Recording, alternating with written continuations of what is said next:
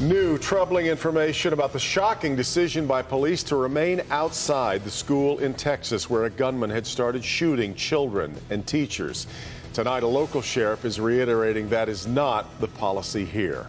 It tops our news at 5. These gut-wrenching new revelations about the mass shooting that killed 19 children and 2 teachers at Robb Elementary in Uvalde, Texas. The Texas Department of Public Safety confirming the gunman got in through a door left propped open by a teacher who'd gone outside to get something. Far more troubling is the fact that when a girl inside the school, a child, called 911 pleading for them to send police, officers were already there. But shockingly, they had been told to stand down because someone in charge decided not to treat it as an active shooter situation.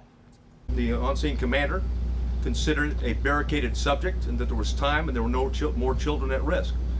Obviously, based upon the information we have, there were children in that classroom that were at risk, and it was, in fact, still an active shooter situation and not a barricaded subject. For the benefit of hindsight, where I'm sitting now, of course it was not the right decision. It was the wrong decision, period. There's no excuse for that.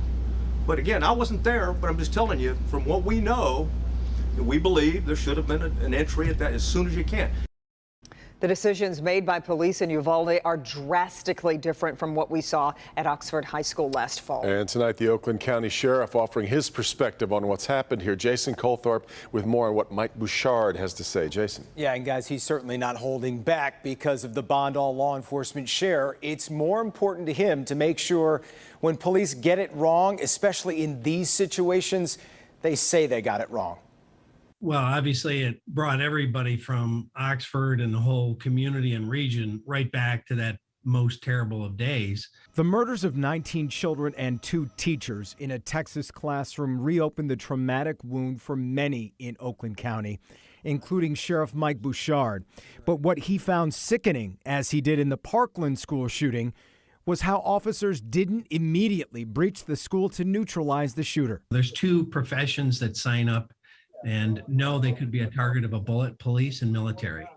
And I told our people after Parkland, before Oxford, if you're not up to that task, now's the time to make that decision and find another job. It's very clear in our orders that if we have an active shooter and you get there first, you're going in. If I get there first, I'm going in, but we're going in. No one's going to delay. No one's going to wait.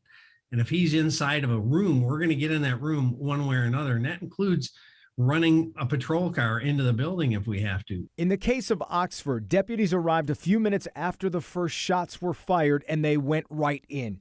Moments later, they confronted the 15-year-old shooter and he surrendered. But police believe had they waited, many more people would have died. He had 18 live rounds that I'm convinced in Oxford High School he would have fired based on, some of the manifesto things that I've seen.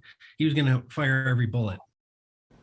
Now, we also discussed possible changes to gun laws, and the sheriff says before we make any new laws, lawmakers need to seal up the cracks that exist in the current ones. For example, he cited 98% of the people who go to buy a gun but are denied because the background checks showed they are on a prohibited list are not prosecuted, and that is a crime.